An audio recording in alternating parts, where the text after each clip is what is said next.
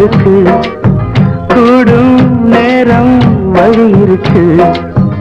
இருக்கிற நாள இருவரும் சேர்ந்து இணை பிரியாம கழிச்சிட வேணும். ஏதோ ஏதோ சொல்ல தோணும். அட உன்னோட உன்னான மூணாகும். அது இப்போதும் எப்போதும் தேனாகும். பள்ளிக்கூடம் போகலாமா? அதுக்கு புத்தகத்தை வாங்கலாமா?